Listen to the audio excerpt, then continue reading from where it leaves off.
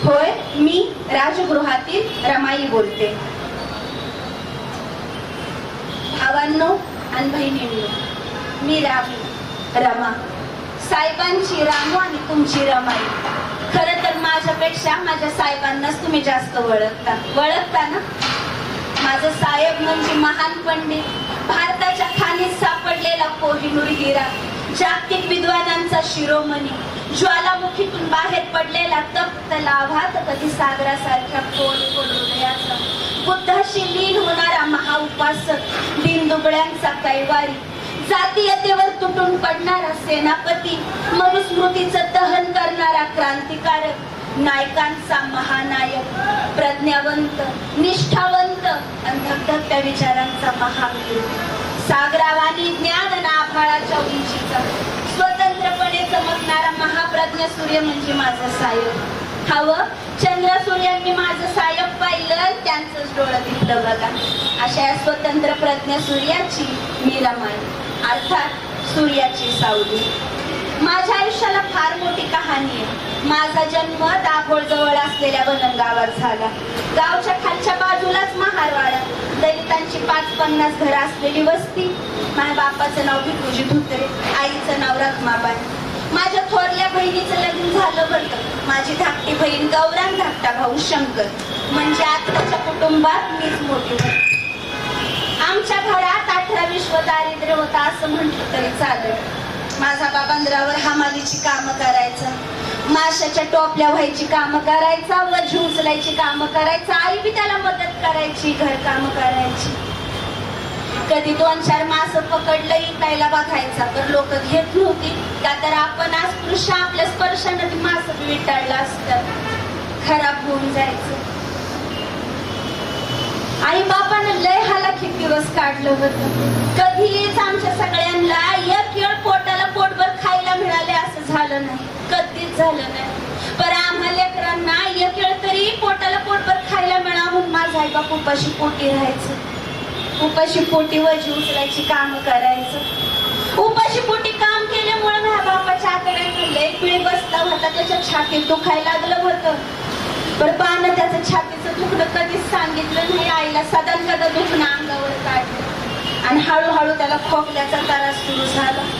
खोकल्याची उबळ आली तर रक्ताची उलटी झाल्याशिवाय राहत नव्हती. बापासारखा आईला पण खोकल्याचाच त्रास लागला होता. पण तिच्या बापाचं दुखणं बघून आईनं जास्त हातरून धरलं. आजार पण तिचं हळूहळू वाढत गेलेलं दिसत होतं. कळत तर आम्हाला काही नव्हतं, एवढंच कळायचं आईला बरं नाही, आई खोकतीय.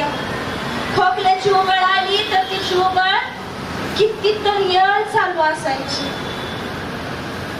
बापाच्या दुखण्यानं आईनं हातरून धरलेलं आठवतं. 5-6 दिवस तर आईनं जेवणच केलं नाही. जेवायला तर कुठं घरात काय होतं, आईनं अन्न पाणी जणू काही सोडून दिलं होतं. कुठली चिंता तिला खात होती ठाऊक नाही.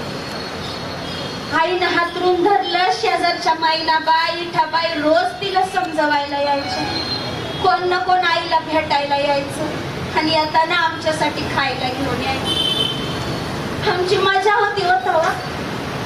आईला भेटायला आलेली माणसं खायला घेऊन यायची, आम्हाला खायला भेटायचं.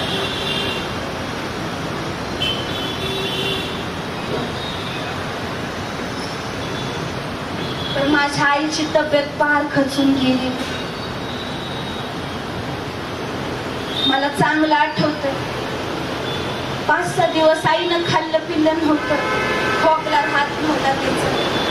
आम्ही असं शेजारी घराच्या अंगणात मी, लक्ष्मी, गौरा, शंकर, अजून 2-4 बारकी पोरं खेळत होतो.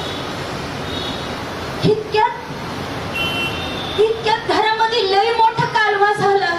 बाबाचा आवाज आला. आम्ही धावत जाऊन पळून दारात बघतोय तर दारात माणसांची गर्दी जमलेली. मला, शंकरला, गौराला काही बी कळेना. गर्दीतनं लोकांच्या डोसक्या माटणं दिसत होतं. माझा काही इकडं तिकडं पळत होता. माझ्या डोळ्याला पाणी होतं. पाण्यातलं काढलेल्या माशावानी पत्थर पडत होता. आम्हाला काही कळेना. लोक आत बी सोडेना. काय झालंय? एवढ्यात माझ्या आईनं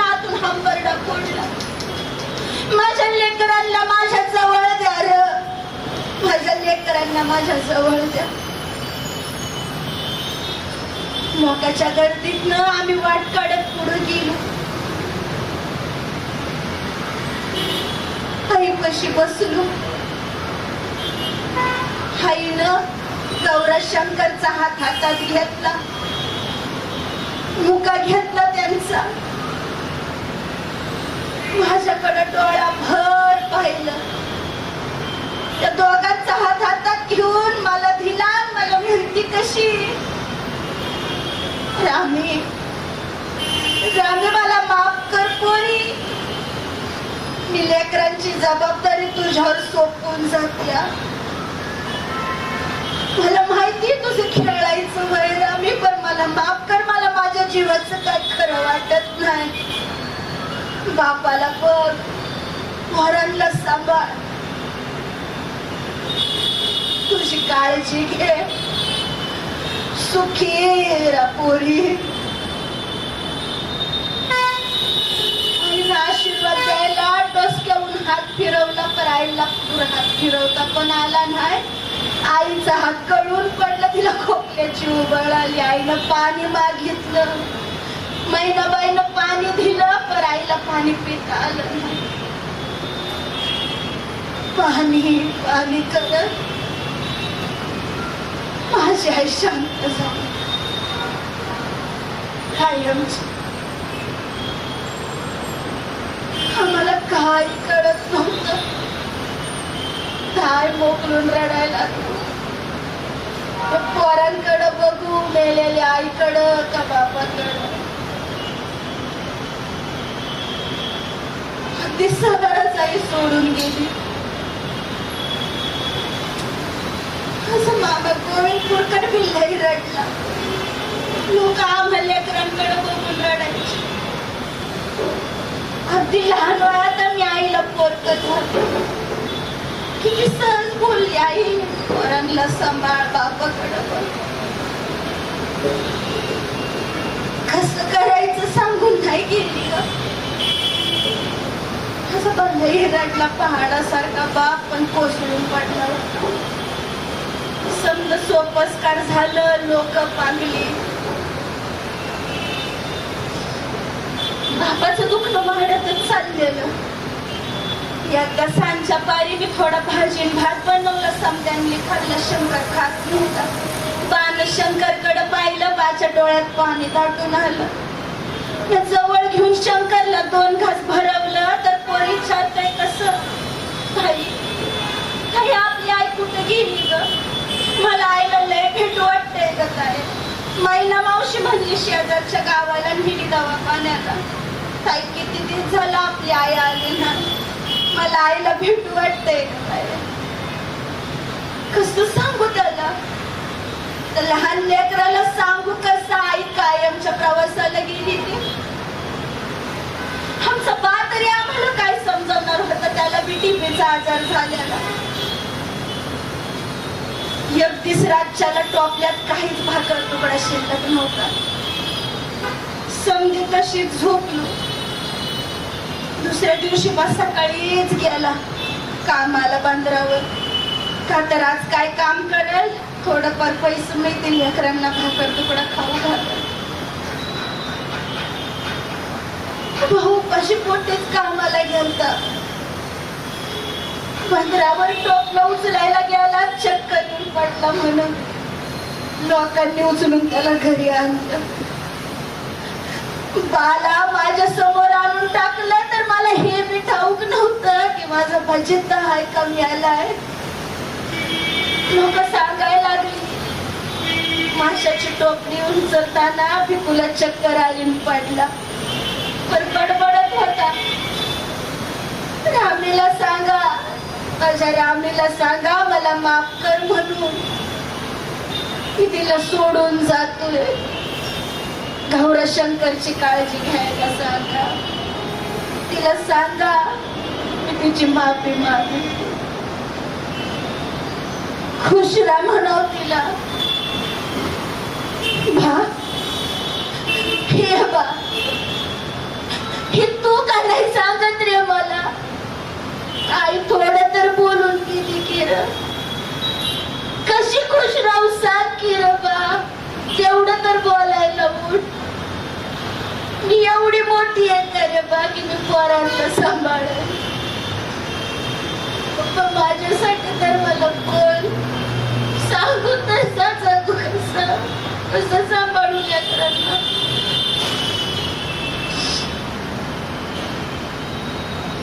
नाही उठला माझा बाप. अगदी सहज सोडून गेला. आईवानीच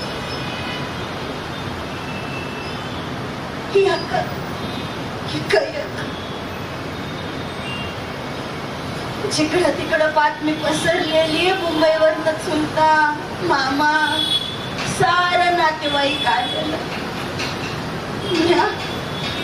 गौरा शंकरकडे बघू, त्यांना जवळ घेऊ का मेलेल्या बापाच्या छाताडावर डोकं ठेवून रडू अशी माझी गत झालेली. सगळं सोपस्कार करून लोक वाटायला लागली. नातेवाईक बी पांगले जिकडं तिकडं. लोकांना आता काळजी पडली. वनन गावात पोरांचं हाय कोण? हाय बापाच्या माघारी. काय करायचं ह्यांचं? सुलतान मामांनी विचार करून आम्हाला मुंबईला न्यायचं ठरवलं. मामा मामींनी आम्हाला मुंबईला नेलं. मामा मामींनी लय जीव लावला व पोटच्या लेकरापेक्षा जास्त जीव लावला. पण रात झाली का मला आई बापाची आठवण व्हायची. शंकरला घास भरवताना मला आई दिसण्याचा भास व्हायचा. आम्ही मुंबईला पण नजर मात्र वननगावच्या खुराड्यात असायची. मुंबईच्या त्या माया झाल्यात आम्ही आई बाप शोधत होतो. पण तिथं सारे पळणारीच माणसं दिसायची. मग लय उचमळल्यासारखं व्हायचं. मनातल्या मनात काळीच दाटून यायचं. मनात वाटायचं हाय तू आम्हाला का सोडून गेलीस ग. माझं लगीन तू करणार होती ना. मला चांगल्या घरी देणार होती ना तू. आणि मला वाट लावायच्या तूच निघून गेलीस का आई का. माय तिच्या लेकरांना अशी लहानपणी सोडून जाऊ नाही ग. जाऊ नाही. गौरा शंकर विचारतात तुला मी काय सांगू आई. कुठल्या दिशेला तुला शोधू सांग आई. ह्या साऱ्या दिशा माझ्यासाठी सुन्या झाल्या तर. हाय काल मामीनं तुझ्या आवडीची बोंबलाच्या रश्श्याची भाजी केली होती. खाताना जोराचा ठसका लागला आणि मी ताटच माघारी सारखं. जमलं तर परत या. नाही कुठली परत येणार होती. मी आपली आई संग मनात गप्पा मारत बसायची. आई बापाच्या आठवणीत आम्ही लहानाचं मोठं व्हायला लागलो. मी 9 वर्षांची झाली. मामा माझ्यासाठी लग्न लावून द्यायचं म्हणून पोरगा बघायला लागला. लई पोरं बघितली पण कुठं जमना. सगळी म्हणायची या नात पोर हिला कोण करणार. ना शिक्षण ना आई बाप. उलट 2 भावंडांचं लोडणं गळ्यात. लय बघितली पोरं पण कुठं जमना. परळच्या डबक चाळीत राहणारा सुभेदार रामजी बाबा त्यांच्या मुलासाठी मुलगी शोधत होतो. कुणी तर त्यांना सांगितलं वननगावच्या धुत्रीची मुलगी अनाथ आहे म्हणून. सुभेदार बाबा माझ्या मामांना शोधत चाळीत आलं. शब्द बोललं पण एक वाक्य महत्वाचंच बोललं. आमच्या भिवाच्या शिक्षणात आडकाठी होणार नाही अशी पोरगी आम्हाला पाहिजे. बोलत बोलत दोघं घरी आलं. मी पाणी दिलं. त्यांनी विचारलं बेटा नाव काय तुझं. माझं नाव राम. आणि का कुणास ठाऊक मला रडू कोसळलं. त्यांनी तशीच माझ्या हातावर खडी साखरेची पुडी दिली. मी वाकून नमस्कार केला आणि रामजी बाबा निघायला लागलं. जाताना एवढंच म्हणलं मामांना की लग्नाच्या तयारीला लागलं. हवं एकमेकांना पाहिल्याशिवाय आमचं लगीन ठरलं. आणि सगळीकडे चर्चा व्हायला लागली. रामजीचा भिवा 9वी पास पण आडानी पुरी संग लग्न करतोय. कुणी म्हणायचं कुठे आंबेडकर कुठे वननकर. जोडा काही शोभत नाही. आणि कसा शोभणार होता. हवं त्या काळात एका अस्पृश्य समाजातल्या शिक्षण घेतलेल्या पहिल्याच मुलाचं ते लग्न होतं. हा 3 दुबळा समाज त्यांच्या आयुष्यात पहिल्यांदाच असा सोहळा पाहणार होता.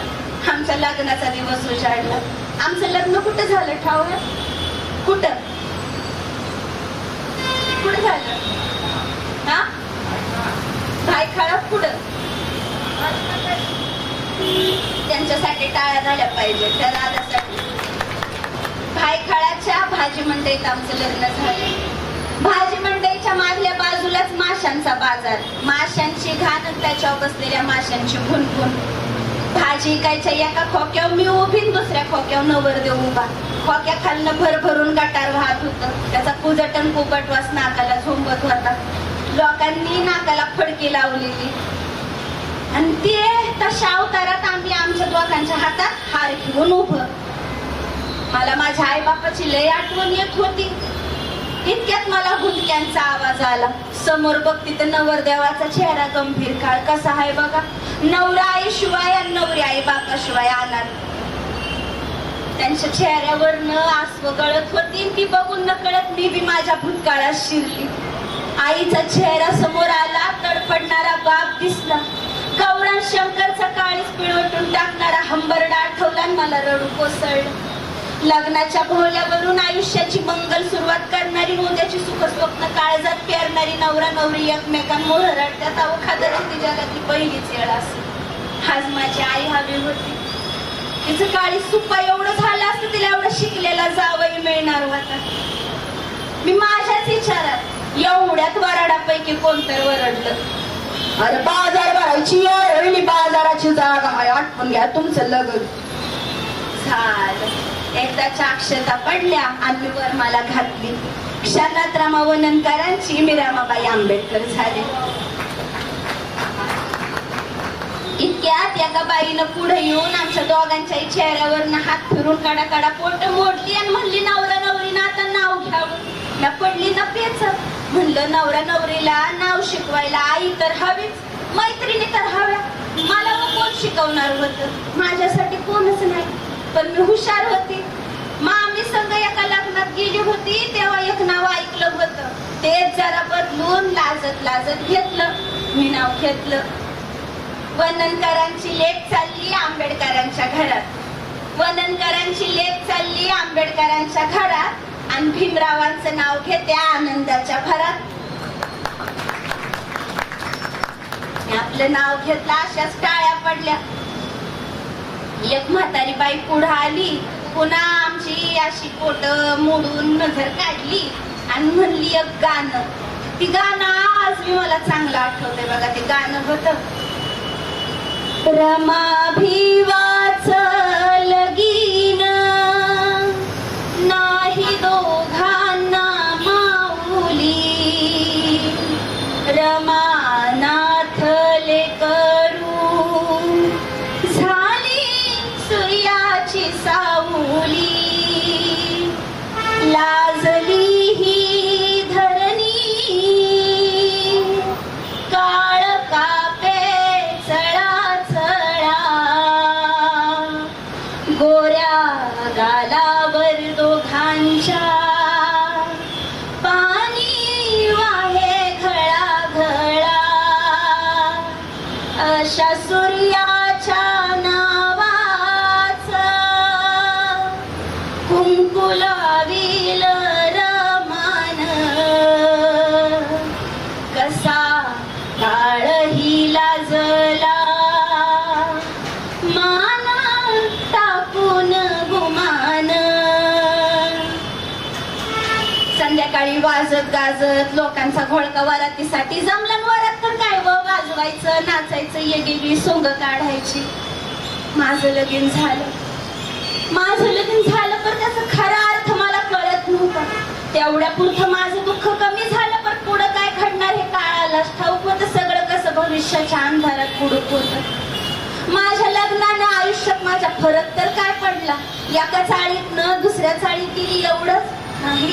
हवा आंबेडकर घराण्याचं सगळं वातावरणच वेगळं होतं. इथं कबीरांचे दोहे चालायचे. इथं माणसाला न्याय कसा मिळवून द्यायचा, माणसानं गुलामगिरीतलं कसं निघायचं, आपल्या हक्कासाठी कसं भांडायचं, हेच समज चालायचं. इथं समज घर यांच्या शिक्षणाभोवती फिरत होतं. सगळ्यांना फक्त ह्यांच्या शिक्षणाची काळजी. आणि पाहता पाहता ह्यांची मॅट्रिकची परीक्षा संपली आणि पहिल्यांदा काळ्यात भिन्न काळावर ह्यांनी लात मारली. हे मॅट्रिक पास झालं. लई मोठा सत्कार केला आपल्या समाजानं. सी.के. बोले साहेब कार्यक्रमाचा अध्यक्ष होतं. केळुसकर गुरुजी प्रमुख वक्ता आणि सत्कार मूर्ती होतं आमचं साहेब भीमराव आंबेडकर. त्यावेळेस केळुसकर गुरुजींनी त्यांना बुद्धाचं चरित्र हे पुस्तक भेट दिलं. गुरुजींनी त्यांना ते पुस्तक भेट दिलं. तिथंच काळाची पावलं फिरली बघा. त्यांनी घरला आल्यावर मोठ्या कौतुकाने मला विचारलं, आता इथं बाया कमी आहे तर माणसांना तुम्हाला काय वाटतं, तुमचं जर कुणी कौतुक केलं बाहेर तर पहिल्यांदा जाऊन कुठं सांगायला पाहिजे? बाहेर लोक लय कौतुक करतात, पण घरातच नसेल तर मग काय उपयोग आहे का? शेवटची पावती कोण देती? बायको आहे ना का नाही? त्यांना बी लय कौतुक वाटलं. आलं घरी मला विचारतात कसं. रामू तुला कसं वाटलं ग?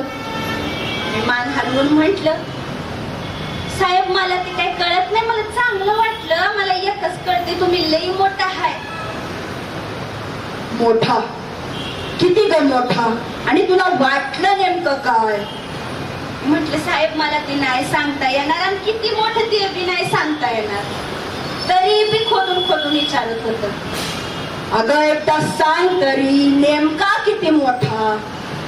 मग थोडासा विचार करून मी त्यांना सांगितलं. म्हटलं साहेब ती मला सांगता येणार नाही, मला एवढंच कळतं तुम्ही लय हुशार हाय, तुमचं काम चांगलं चाललंय आणि तुम्ही एवढं मोठं व्हा, एवढं मोठं व्हा, एवढं मोठं व्हा साहेब की डोईवर दिसतंय ना या आबाळ, त्या आबाळाला बी लाजून एवढं मोठं व्हा. हसलं. आणि खरंच किंवा त्यांचा आभाळापेक्षा मोठं व्हायचा प्रवास सुरू झाला. नंतर त्यांनी कॉलेजमध्ये शिकायला ऍडमिशन घेतलेलं. कॉलेजमध्ये जायचं, शिक्षण घ्यायचं, घरला पुस्तकं वाचत बसायचं. की कॉलेजला गेलं का मी आपली घरातली कामं उरकायची, मी रात्याची सेवा, बाबांचं औषध पाणी, ते आलं की जेवण आणि पुढे बाकीची कामं. पण एक दिवस ते कॉलेजमधनं आलं, चेहरा जरा गंभीर होता. पाणी दिलं, पाणी पिऊन मला म्हणतात कसं, रामू तू आता शिक्षण घ्यायला पाहिजे, शिकायला पाहिजे. मी शिकाय पाहिजे आणि तुम्ही शिकताय ते काय पुरण आहे का साहेब? अगं तसं नाही, पण स्त्री शिकली पाहिजे, तिला लिहायला वाचायला यायला पाहिजे. आणि तुम्ही एवढी मोठी बुक वाचताय, मी वाचून काय फरक पडणार आहे साहेब? फरक पडणारे रामू, फरक पडणारे. अगं आपण म्हणतो ना जिच्या हाती पाळण्याची दोरी, ती दोरी धरणारी स्त्री जर शिकली तर झोका कसा चूक दिशेनं देईल. मला हे जरा पटलं. मी तयार झाले, मी होय म्हंटल शिकायला, पण एकाच अटीवर, यांनीच मला शिकवायचं. मला वाटलं नाही म्हणतं, पण कुठलं काय, स्वारी तयार झाली. मला म्हणतात कसं, का नाही शिकवणार रामू मी तुला? मी जरूर शिकवेन. ज्योतिबांनी नाही का सावित्री माईला शिकवलं, तसा मीही शिकवेन तुला. ज्योतिबा फार मोठे क्रांतिकारक पुरुष रामू, सावित्रीमाई अडाणीच होत्या, पण त्या शिकल्या. त्यांनी या देशातील तानुबाई बिर्जे घडविल्या, ताराबाई शिंदे घडविल्या. देशातील पहिली मुख्याध्यापिका फातिमा बीबी झाल्या, तर महारा महागाचं दुखणं वेशीवर टांगणारी मुक्ता साळवे सावित्रीमाईंच्या शाळेतली. बघ रामू, स्त्री शिकली तर काय करू शकते. अगं ज्योतिबांनी वखरलेल्या शेतात हातातल्या काठीनं सावित्रीमाईला लिहायला वाचायला शिकवलं आणि क्रूर काळाला सुद्धा घाम फोडलाय त्या साक्षी झाला. सावित्रीमाई अडाणीच होती, पण ज्योतिबांनी त्यांना शिकवलं आणि त्याच मातीतली अक्षर पुढे काळाच्या डोक्यावर विराजमान झाली. हे लक्षात ठेव, मी जरूर शिकवेल तुला. झालं की आमचा शिक्षणाचा प्रवास सुरू. साहेब कॉलेजात गेलं का मी पटापटा घरातली काम आवरायची. ते आल्यावर जेवण झालं की पाटी, पेन्सिल, पुस्तक आपलं घेऊन बसायचं. आ ई त्याच्या मोरचाई अशी संधी बाराखडी शिकत शिकत मी पटपट पटपट सगळं लिहाय वाचायला शिकली. हळूहळू ह्यांच्या इथली पुस्तके वाचायला लागली. साहेबांना लय अभिमान वाटला, लय गर्व वाटला. त्यांची अडाणी रामू आता अडाणी राहिली नव्हती, ती आता लिहायला वाचायला शिकली होती. त्यांना लय आनंद झाला. साहेब कॉलेजात गेलं की मी कामं उरकायची, त्यांच्या पुस्तकातल्या ढिगातल्या एखादं पुस्तक काढून वाचत बसायची. असंच एक दिवस दुपारच्या येई सुभेदार बाबांनी मला आवाज दिला. एक पुस्तक माझ्या हातात ठेवलं आणि मला म्हणतात कसं, बेटा राम, हे पुस्तक मला वाचून दाव. ते पुस्तक म्हणजे केळुस्कर गुरुजींनी दिलेलं बुद्धाचं चरित्र होतं. मी घेतलं वाचायला. त्यातील बुद्ध राहुलला आणि यशोधरेला सोडून ज्ञानाच्या शोधात निघून जातात. महाचिंतनानंतर तथागत भगवान गौतम बुद्ध होतात. नंतर लोक त्यांना मानानं मुजरा करू लागतात. ह्यो एक भाग मी एका तासात वाचून दाखवला. का कुणास ठाऊक मला माझ्या साहेबांचे विचार सुद्धा त्या बुद्धाच्या विचारांवानीच क्रांतिकारक वाटत होतं. बुद्ध कीर्तीचा सुगंध माझ्या साहेबांच्या रूपानं ह्या धरणीवर पसरल्याचं सपान मला पडायला लागलं होतं. पण मला धाकधूक बी वाटत होती, भीती वाटत होती. मी सुभेदार बाबांना विचारलं, बाबा, जसं म्हणलं ही महात्मा बुद्ध त्यांच्या बायकोला पोराला सोडून गेलं, समजा लोकांच्या कल्याणासाठी, त्यांचं भलं करण्यासाठी गेलं संसार सोडून, तसं माझं साहेब बी जातील का हो मला सोडून? तर सुभेदार बाबा म्हणतात, कसं? बेटा रामी, सगळे संसार घरदार सोडून होत नसतात. काही संसार घरात राहून पण करायला लागतात. पण जर या 9 कोटी लेकरांच्या संसाराचं भलं भिवाला करायचं असेल तर त्याला त्याच्या संसाराकडे लक्ष दिलं नाही तरी चालेल. त्यानं घरात लक्ष नाही घातलं तर तुला त्याच्या पाठीशी तर खंबीरपणे उभं राहावं लागणार आहे. जोपर्यंत मी आहे तोवर काय फिकीर नाही. पण मला वचन दे, माझ्या माघारी तू माझ्या भिवाची साथ सोबत करशील, किरकिर न करता समज सांभाळशील. तुझी हाय का तयारी? मी होय म्हटलं. दिलं वचन. शेवटपर्यंत ह्यांची साथ सोबत करायची, काही किरकिर न करता, कुरकुर न करता. का तर 9 कोटी लेकरांच्या आयुष्याचा प्रश्न होता. त्यानंतर आमच्या घरात नवीन पाहुणा आला. मी आई झाली. सुभेदार बाबा, आजोबा, साहेब बा. मुलाचं नाव ठेवताना लोकांनी लई काय बाई सुचवलं. कोणी गोविंद, केशव, माधव. साहेबांना नाही पटलं. त्यांनी मला विचारलं, रामू, काय नाव ठेवायचं आपल्या बाळाचं? म्हणलं, तुम्ही ठेवाल ते. यांनी ठेवलं यशवंत. आणि मला म्हणतात, कसं? ह्या नावात खूप मोठा अर्थ आहे रामू. अगं, महात्मा फुल्यांनी आपल्या दत्तक मुलाचं नाव यशवंत ठेवलं होतं. मग ज्योतिबाच आपला कुलपुरुष समज ना. झालं. यशवंत यशवंत यशवंत. घरात नवीन नावाची भर पडली. त्याच्यानंतर साहेब बडोद्याला नोकरी करायला गेलत. का तर शिक्षण घेता घेता नोकरी करायची म्हणजे 2-4 पैसे कमवून त्यांना पुढच्या शिक्षणाला जायचं होतं. साहेब बडोद्याला नोकरीला गेलं खरं, पण इकडे सुभेदार बाबांची तब्येत या काय केलंय बिघडायला लागली. 2-4 दिवस तर साहेबांच्या नावानं नुसतं धोसरा काढून रडत होतं. मी तातडीनं त्यांना तार केली, बाबांची तब्येत खराब आहे त्याची. ते आलं, येताना सूरजची बाबांच्या आवडीची मिठाई घेऊन आलं. ती बाबांजवळ गेलं आणि बाबांना त्यांनी मिठाई खायची विनंती केली. बाबांनी नग म्हणून मान हलवली. पण बाबांचे डोळे अभिमानानं भरून आले होते. आपल्या पराक्रमी वाघाला पाहताना त्यांना परमानंद झाला होता. त्याच भरलेल्या डोळ्यानं, पाणावलेल्या त्या डोळ्यानं मी कोपऱ्यात उभी माझ्याकडे बघून म्हणतात, कसं सुभेदार बाबा? बेटा रामी, बेटा रामी, ह्या आग लागलेल्या काळजाला सांभाळ पोरी. अगं, उद्याचा भारत घडवताना मला भिवाला पाहायचं होतं. जाती अंताचा लढा देणारा सेनापती त्याला करायचा होता. गुलामगिरीच्या बेड्यात तोडणारा महानायक त्याच्यात घडवायचा होता. पर भिवा, भिवा, लढाईकडे पाठ फिरवू नगस, अंधाराची गय करू नगस. अरे, लाखो खोट्यांचा पराभव करण्याची ताकद तुझ्यात आहे भिवा. हे माझ्या तेजस्वी सूर्या, लोक उद्या तुला क्रांती सूर्य म्हणतील, महासूर्य म्हणतील. अरे, तुझ्या क्रांतीसाठी दिन दुबळे दलित डोळ्यात पाणी आणून वाट पाहतायत. हे माझ्या तेजस्वी सूर्या, तुला उजळायची विषमतेनं सडलेली ही भारत भूमी घ्यायचा नरडीचा घोट म्हणून स्मृतीचा आणि बंधमुक्त करायचंय 9 कोट दलिता.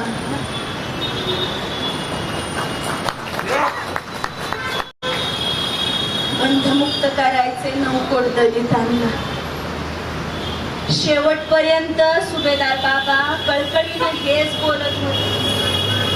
शेवटचा शब्द त्यांच्या ओठातच अडकलं. पुढच्या क्षणी सारं संपलं. पहाडासारखं आमच्या पाठीमागं उभा असणारा सुभेदार बाबा कायमचं काळाच्या पडद्याआड गेलं. कायमच. साहेबांना ही गोष्ट लय लागली, लय रडलं लहान लेकरावाने थाय मोकळं. पण तसंच रडत बसून चालणार नव्हतं, का तर सुभेदार बाबांचं स्वप्न पुरं करायचं होतं. त्या दीनदलितांच्यासाठी कामाला यायचं होतं. रडत बसून चालणार कसं? म्हणून त्यांची जी तयारी चालू होती पुढचं शिक्षण घ्यायला लांबच्या देशात जायची, तिच्याच कामाला त्यांनी एक दिला. असं काय तसं 5-6 महिने झाला असत्यात, त्यांची समधी तयारी झाली अमेरिकेला जायची. पण त्यांचा पाय निघत नव्हता. खातर तेव्हा मी गरोदर होती. गरोदरपणात आपलं माणूस जवळ हवं, पण नाही. साहेबांनी मला समज शिकवलं होतं, समजावलं होतं, म्हणून मी काही म्हणायची नाही. जरी गरोदरपणात आपलं माणूस जवळ हवा असलं तरी. का तर बहिणींनो, तुमच्या पोटातल्या गर्भाला मला वाचा द्यायची होती. तुमच्याही बाळाच्या हातात जन्मताच क्रांतीची मशाल द्यायची होती.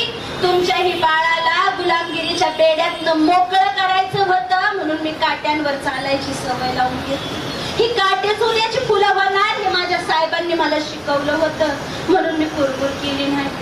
त्यांच्या अमेरिकेला जायच्या दिवसाची जेव्हा सकाळ उजाडली, माझ्या डोळ्यात पाणी दाटून आलं. माझ्या डोळ्यातलं पाणी बघून साहेब म्हणतात, कसं आसवावर रामू आसवावर. या आसवांची नदी झाली तर हा समाज त्यात वाहून जाईल, त्याला बांध घाल. समाजाचे अश्रू पुसण्यासाठी आपले हात ओले नको, ते कोरडे हवे. डोळं पुसलं आणि त्यांना वाट लावून आले. ज्ञानाचं तुफान छातीवर झालेल्या साहेबांना लय गर्व वाटायचं. साहेब अमेरिकेला पोहोचलं आणि एक दिवस न्यूयॉर्क वर अचानक त्यांचं पत्र आलं. त्या पत्रात त्यांनी लिहिलं होतं, प्रिय राम, सुखरूप पोहोचलो. अमेरिकेची संधी मिळाली ही उद्याच्या इतिहासाला जन्म देणारी घटना ठरेल. मी तुझ्या डोळ्यातलं पाणी पाहिलं होतं, पण रामू, विरह आणि दुःख हीच माणसाला मोठं बनवतात. बरं रामू, मी मांडव्यातून धावण्याची प्रतिज्ञा केली आहे. मी ही शर्यत जिंकलो तर आपल्या देशाला उजेडात उभं करेल. अगं, मला भारतातल्या गुलामगिरीची कबर बांधायची आहे. मी ही लढाई हारणार नाही. फक्त तू पाठीशी राहा, म्हणजे मला पोलादी पंख आल्यासारखं वाटतं.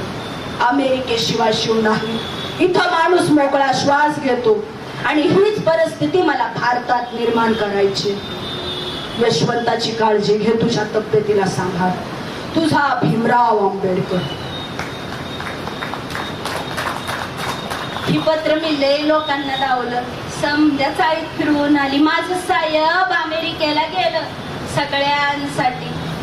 पण जायच्या आधी त्यांनी मला शिकवलं होतं, उत्तर तर द्यायला पाहिजे, म्हणून मग मी बी पत्र लिहिलं. बोयबावडी, मुंबई. साहेबांच्या चरणी शिरसाष्टांग दंडवत. आपलं पत्र मिळालं, वाचून आनंद झाला. आपल्याशी माझं लग्न झालं याचा मला खूप गौरव वाटतो. साहेब, तुम्हाला काय लढाई लढायची ती लढा, काय शिक्षण घ्यायचंय ती घ्या. मी तुमच्या पाठीशी खंबीर आहे. तुम्ही इकडची काळजी करू नका. यशवंत बाबा कधी येणार विचारतो, अशीच खुशाली कळवा. आपली पत्नी सौरमा. त्यानंतर साहेब भलं मोठं पुढचं शिक्षण घेऊन भारतात परत आलं. साहेब भारतात परत आलं आणि ते मुंबईच्या सिडनहॅम कॉलेज आहे ना, तिथं प्राध्यापकाची नोकरी करायला लागलं. प्राध्यापकाची नोकरी करायला लागल्यावर 450 रुपये त्यांना पगार होता. किती? 450 रुपये पगार होता. मला वाटलं आता गरिबी जाईल, दरिद्री जाईल, लेकरांना खायला प्यायला भेटल, त्यांच्या पुस्तकांचं, वह्याचं, शाळेचं बघता येईल. पण नाही, परिस्थिती काही बदललीच नाही. 450 रुपये साहेबांना पगार होता, पण साहेब मला घर खर्चाला फक्त 100 रुपये द्यायचं. किती? 100. सगळ्या घरातला किराणा, सामान सुमान, लेकरां बाळांचं औषध पाणी, अजून काय लागते ते किडूक मिडूक, पुस्तक, काही सुद्धा त्याच्यात भागत नव्हतं. 2 काड्यापेट्या देखील मला महिनाभर पुरवायला सांगायचे. 3री काडीपेटी आणायची नाही. एवढा समजा घर खर्च मी तेवढ्यात भागवत होती. माझा जीव लय मेटाकुटीला यायचा. कशात काय पुरत नव्हतं. मी लय चिडचिड करायला लागलेली. शेजारच्यांचे संसार पाहिले का कळत होतं. प्रपंच असा असतो, संसार ह्याला म्हणतात. हे रोजचे रोज रोटीरम कमवून हे आमचे शेजारी सुखानं खात्यात, सुखानं झोपतात, आणि आम्ही सदा कदा मृत्यूच्या शोधात आणि पुस्तकांच्या सहवासात. ह्यांच्या प्रज्ञेचा मला थांग पत्ता लागत नव्हता ना, यांच्या समाजशास्त्राचं कोडं मला सुटत होतं. एक दिवस मी लई चिडली तसं ह्यांनी हसण्यावारी नेलं. मग मी अजून चिडली तर मला म्हणतात कसं, रामू, तू जर मला अभ्यास करून देणार नसशील तर मला अभ्यास करून देणारी बायको आणावी लागल. मग मी बी म्हटलं होय होय आणा की, अगदी 56 आणा, पण एकीला बी माझ्या घरात घ्यायची नाही, ही घर माझं आहे. असं बरं घेईल, सुभेदाराची सून आहे. तसं ते हसायला लागलं. सुभेदाराची सून आहे, माझंच वाक्य मला आठवलं मी बाबांना दिलेलं वचन. मला आठवलं त्यांनी मला समजावलेलं की भिवाला जर बाहेरचं समजा जगाचं ह्या दीनदलितांचं की हक्काचं मिळवायचं कोड सोडवायचं असेल तर जावं लागणार. किरकिर करायची, काही कुरबुर करायची नाही. माझीच मला लाज वाटते. म्हटलं आता काय बोलणार.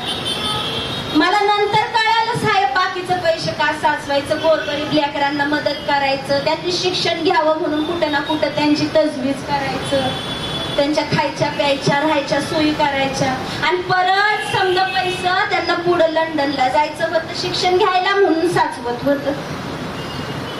त्या दिवशी मला माझी चूक कळाली. मी काय करत होती तर माझ्या एवढ्याशा हातानं एवढा मोठा महासूर्य झाकायचा प्रयत्न करत होती. तुफानाच्या पायात संसाराची बेडी टाकून त्याला जखडून ठेवता येत नाही. त्याचं अस्तित्व स्वतंत्र असतं, त्याला मोकळं राहू द्यावं. मग मी साहेबांना म्हणले, साहेब आता मी तुमच्या वाटत कधी येणार नाही, कधीच कुठली कोणत्या गोष्टीसाठी तुम्हाला कुरकुर करणार नाही. तुम्हाला काय शिक्षण घ्यायचंय ते घ्या, आता मी काही म्हणणार नाही. नंतर साहेबांची लंडनला जायची तयारी पूर्ण झाली. आज मी तो दिवस आठवतो. धो पाऊस कोसळत होता. त्या भल्या मोठ्या समुद्रात डोंगरा एवढ्या लाटा वाकुल्या दाखवून भीती घालत होत्या, आणि तशा लाटांवर स्वार होऊन माझा महाप्रज्ञ सूर्य लंडनला चालला होता. त्यांना वाट लावून आली. घरला आली, यशवंत हिरमसून बसलाच होता. त्याला जवळ घेऊन मी हमसाहमशी रडली. साहेब जायचं दुःख तर असायचंच, तर घरात कधीच समजांना पोटाला पोटभर खायला मिळालेलं नसायचं, ते जास्त जिवारी लागायचं.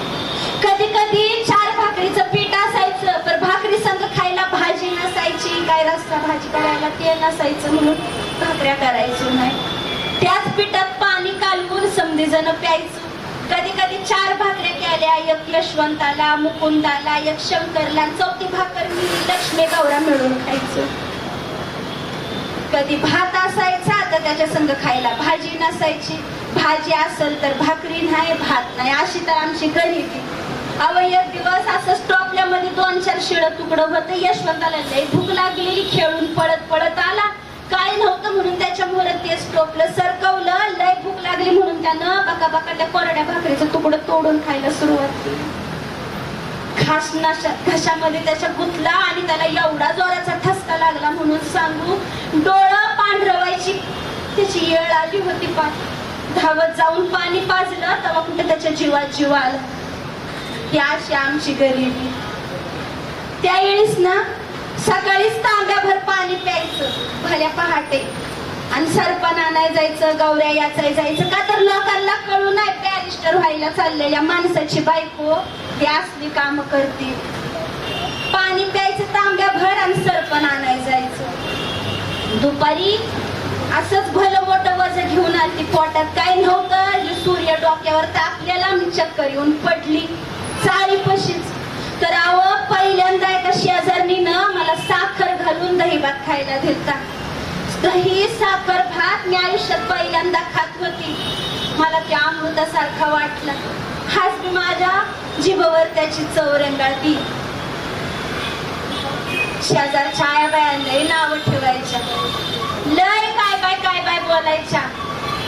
म्हणायच्या हिचा नवरा बॅरिस्टर होतोय, बाहेर गेलाय शिक्षणाला, आणि ह्यांचं बघा पोटाला पोटभर खायला हाय का नेसायला हिला लुगडं हाय, दोन वेगवेगळ्या तुकड्यांचं वेगवेगळ्या रंगाचं घालते, गळ्यात फुटका मनी नाही, काय करायचं असते शिक्षणाचं, त्यापेक्षा मिळालेलं बरं. हे ऐकलं का मनातल्या मनात लई वाईट वाटायचं, पण त्यांचा राग येत नव्हता. रडू यायचं पण माघारी गिळून टाकायची, का तर साहेबांनी शिकवलं होतं. तशी मी त्या बिचाऱ्यांची चूक नव्हती, त्यांना काय कळणार आहे क्रांतीची ज्योत पेटवताना आधी स्वतः जळायला लागते. माझ्या साहेबांनी मला शिकवलं होतं म्हणून मी काय बोलले नाही. आणि हे एवढं सगळं सहन केलं, ही गरिबी सगळी निपटवून गेली आणि त्याचं झालं काय? अहो सोन्याचा दिवस उगवला की सांगा की काय झालं असं? हा, कोण बोललं का नाही? एवढा वेळ काय झोपले? काय झालं? एवढं सगळं सहन केलं, त्यातनं झालं काय? हवा आमचं साहेब आलं की बॅरिस्टर होऊन भारतात. मग ही दुःख दारिद्र्य सहन केलं, त्याचं काही ना काहीतरी फळ मिळालं. जंगी स्वागतासाठी लोक झालती समोर, त्यांचं लय सगळीकडे कौतुक व्हायला लागलं होतं. माझं साहेब बॅरिस्टर होऊन भारतात आलं. लांब लांबची माणसं त्यांना भेटायला यायची, लांब लांब पासून त्यांचं नाव पसरलेलं.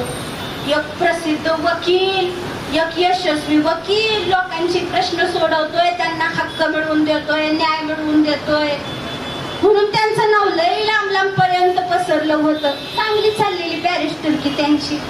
आणि त्यांच्या नावाचा गाजावाजा ऐकून एक दिवस छत्रपती शाहूराज, हवं छत्रपती शाहूराज माझ्या साहेबांना शोधत आमच्या चाळीत आलं, टांगा खाली उभा केला आणि मोठ्यानं हाक मारली, अहो आंबेडकर साहेब. साहेब गेलं. काय आज्ञा आहे महाराज? आज्ञा बिज्ञा काय नाही, तुम्हाला कडकडून भेटावं म्हणून आलो. असं म्हणून त्यांनी एकमेकांना प्रेमानं मिठी मारली. हवं चाळीतली रस्त्यावरची 100-200 माणसं टाकामाका हे दृश्य बघत होती. एक राजा माझ्या साहेबाला प्रेमानं मिठी मारताना बघून मी तर पुरती हरखून गेली. घरला आल्यावर त्यांनी थोडा भाकर तुकडा खाल्ला. माझी तब्येत त्यावेळेस बरोबर नव्हती. त्यांची चर्चा चालू होती माझ्या खराब तब्येतीबद्दल. साहेबांनी त्यांना सांगितलं तर राजा काय म्हणतात, डॉक्टर बाबासाहेब आंबेडकर रमा बहिणीला धारा की आमच्या पन्हाळ्याला. आमच्या कोल्हापूरचं वातावरण लय झाक आहे. रमा बहीण अशी तरतरीत होऊन निघाल 2-4 दिवसात. माझ्या तर डोळ्यात खळकन पाणी आलं. हवं एका स्वतंत्र संस्थानाचा नरेश, शिवरायांचा वंशज, एक राजा, एक छत्रपती, एक महाराज मला बहीण म्हणून माहेरपणाला बोलवतो. ही गोष्टच त्या काळी किती अभिमानाची होती. आणि तसं पाहायला गेल्यावर मला माहेर कुठं होतं? वननगाव सोडल्यावर सावराजांच्या शब्दातच मला माहेर पुन्हा गवस. त्यावेळेस त्यांचं बोलणं आम्ही समधी ऐकत होतो. ह्या भेटीत शाहूराज साहेबांना म्हणतात कसं, डॉक्टर बाबासाहेब आंबेडकर आता माझी काळजी दूर झाली बघा. या समाजाला, या दलितांना, या भारतीयांना तुमच्या रूपाने योग्य नेता भेटलाय, यांचा खरा बाप भेटलाय. अहो उद्याची या दलितांची समधी धुरा तुम्हाला तुमच्या लेखणीच्या टोकावर सावरावी लागणार आहे.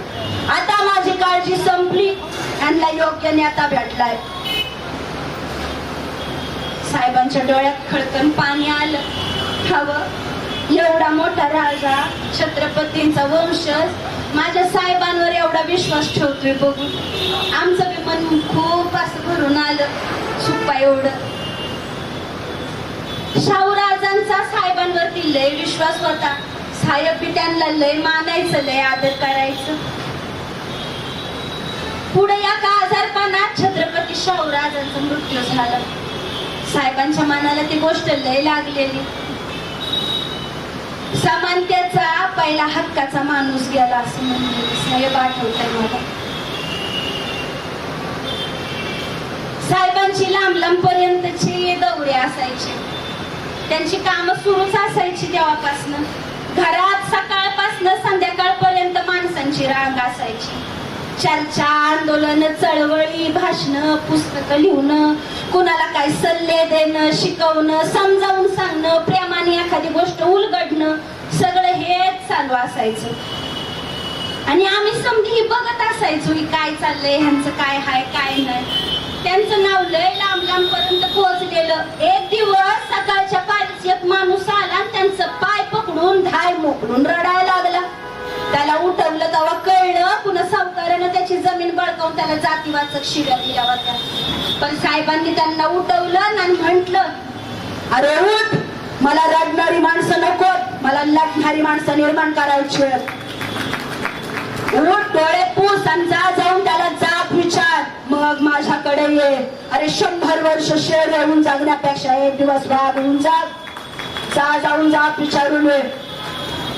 तसा तो उठला आणि तारा तारा तारा निघून बी गेला. मी म्हंटल, हवं साहेब तुम्ही त्याला असं का हाकलून दिलं? बाकीच्यांचे प्रश्न तुम्ही किती प्रेमानं सोडवताय, एकेकाला एक एक गोष्ट उलगडून सांगताय, मग तुम्ही त्याच्या संग असं का केलं? तुम्ही पण बाकीच्यांसारखा भेदाभेद करायला लागले का साहेब? तर साहेबांच्या मनाला हे लय लागलं. मला म्हणतात कसं, अगं रामू, या समाजाला गुलामगिरीची सवय लागली आणि म्हणूनच तो अजूनही अन्याय अत्याचार सहन करतो. पण मला बंधक करणारी माणसं निर्माण करायची आहेत. अगं गुलामाला गुलामीची जाणीव करून नाही दिली तर गुलाम बंदच करू शकत नाही. यांना थकलो सांगून सांगून की अरे तुम्ही तुमच्या विरुद्ध अन्यायासाठी आवाज उठवा, तुम्ही तुमच्या हक्कासाठी लढा, पण प्रेमाची भाषा यांच्यामध्ये कुठलीच ऊर्जा निर्माण करत नाही. अजून किती दिवस प्रेमाची भाषा बोलायची? ते काही नाही रामू, जर इथं परिवर्तन करायचं असेल तर मला माणसांमध्ये क्रांतीची आणि बंडाचीच भाषा बोलावी लागणार आहे. आणि तू म्हणते मी भेदाभेद करतो, अजिबात करत नाही रामू. एक केस आई याच पुण्यातल्या जेधे लाड बागडे यांच्यावर ब्राह्मणांनी त्यांच्या जातीची मानहानी केल्याचा दावा दाखल केला होता. जेधे लाड बागडे यांच्यावरती ब्राह्मणांच्या जातीची मानहानी दाखल केली आणि त्यांच्या सगळ्यांना पकडून येरवण्याच्या तुरुंगात पाठवलं. याच महाराष्ट्रातल्या कोणत्या जातीच्या वकिलानं त्यांची केस घेतली नाही. शेवटी सेशन कोर्टात मी अपील केलं, त्यांच्यासाठी लढलो, त्यांना सोडवलं आणि हे सिद्ध केलं की माझा ब्राह्मणांना विरोध नसून ब्राह्मणवादाला विरोध आहे. इथं जातीचा प्रश्न येतोच कुठे. माझे कितीतरी मित्र ब्राह्मण आहेत आणि त्यांच्या माध्यमातून मी हिंदू धर्म संस्कृतीचे मुखवटे फाडतोय. कितीतरी मित्र माझे ब्राह्मण, तिथं जातीचा प्रश्न येतोच कुठे. ब्राह्मणवाद हा प्रत्येक जातीतल्या प्रत्येक धर्मातल्या स्वतःला सर्वश्रेष्ठ वरचढ समजणाऱ्यांच्या डोक्यात चढून बसलाय आणि माझा त्या ब्राह्मणवादाला विरोध आहे. जवळकर म्हणतात ते खरंय, ब्राह्मणवाद ही चीज अशी आहे जी भेदाशिवाय जगत नाही आणि गुलामीशिवाय जन्मत नाही. यांचे पुतळे करण्याऐवजी कागदी पुतळे करून जाहीरपणे जाळण्याचे सण साजरे केले पाहिजेत. अगं कोठे मृत महाराष्ट्रातून कडव्या सत्यनिष्ठतेचा झंझावात उत्पन्न करणारे महात्मा फुले आणि कोठे पुराणाच्या कापूसवाती हाती देणारे टिळक. कुणपटांना कौन्सिलात काय नांगर चालवायचंय, वाण्यांना काय तागडं धरायचं आणि शिंप्यांना काय मशीन चालवायची असं भाषण ठोकणारे टिळक. म्हटलं साहेब, हे लोक एवढे सनातनी असतात, एवढा भेदाभेद करतात? साहेब म्हणतात कसं, एवढेच रामू पुढं ऐक. जवळकर काय लिहितात, जवळकर काय म्हणतात. जवळकर म्हणतात, व्रताच्या खर्चात 1000 फूट खोल काढून जिवंत मुर्द्यांच्या शरीराचे लचके तोडणारी गिधाड म्हणजे हे पंडित.